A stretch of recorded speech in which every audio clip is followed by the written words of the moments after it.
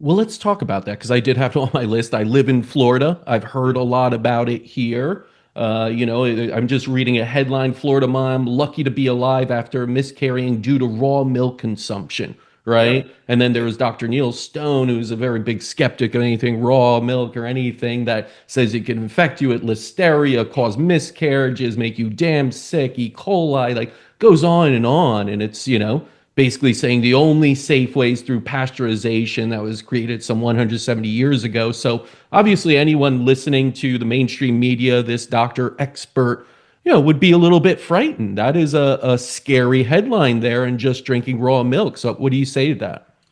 I would say he's correct. Mm, He is correct within the confines of what he's talking about. okay. He doesn't understand raw milk for human consumption at all. He understands the dark history and the propagated propaganda around that history that's been going on to today, that the policies that the FDA reflect.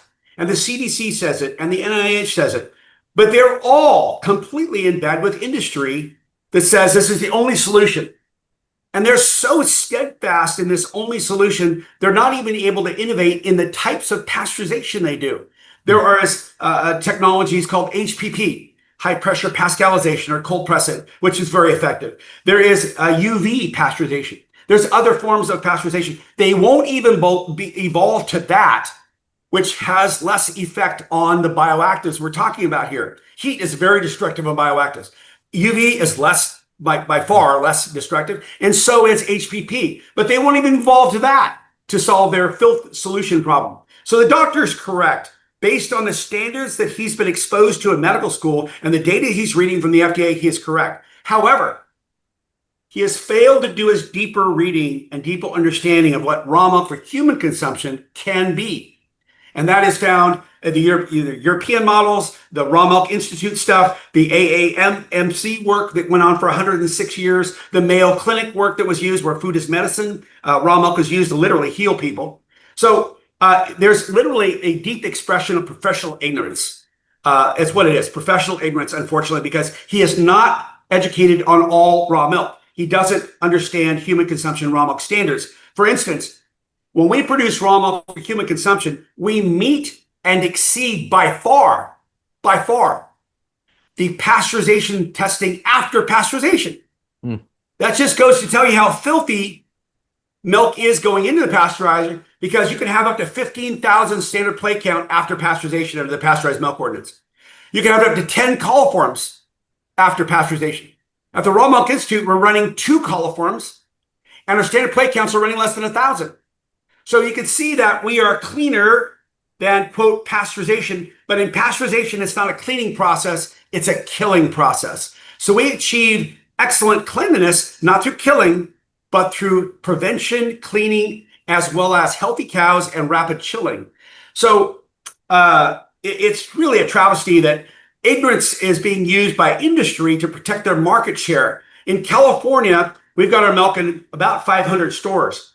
In every one of those stores, raw milk outsells the pasteurized milk all day long. And in the Sprout stores, by multiples of 5x.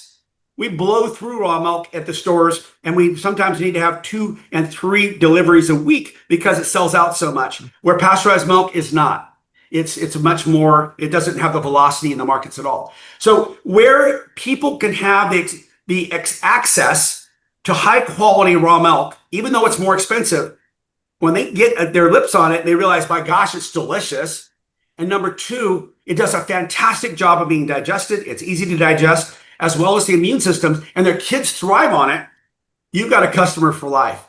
So it's different, a different thing. It really, really is. And it's coming kind of in its own, into its own thing now, with Bobby Kennedy taking raw milk shots with Paul Saladino in the White House, right? Where he loves raw milk. He's one of my customers. He buys our raw milk down in LA. And so I think it's a little bit of a too big of a mountain to move, climb, or die on. yeah. It's a big mountain to go to the FDA, which has literally celebrated pasteurization for 100 years under the pasteurized milk ordinance, and say, there is no God in your church. It's literally saying that. It's like going into the Vatican and saying there is no God. It's that kind of level of of inflammation within the FDA you would have to do to say, wait a minute, I would suggest your pasteurized milk deal works just great for the standards and what you're doing there. Fine. But we're going to talk about another standard, and they'll be separate and they'll respect each other. And the fact you have the raw milk ordinance that talks about these high standards, and we need some guidance from the FDA, not regulation, but guidance that says states recognize raw milk for human consumption with these high standards. And this is what we recommend. You do your own thing, but this is what we recommend. You'd have a whole lot less chaos. They've made the states really even out with the pasteurized side, where you've got pretty much equivalency going on everywhere in America. But you've got chaos on the raw milk side. And I think that's by design, because when you get raw milk organized, it goes fast forward. And they don't want to have fast forward because the industry guys are going to have to give up market share for those that want to buy raw milk. Absolutely. I mean, it all usually does boil down to profits, and just the way it's always been, having to change is very difficult for them and adapt, and they just want their market share and to continue that way without any kind of challenges whatsoever.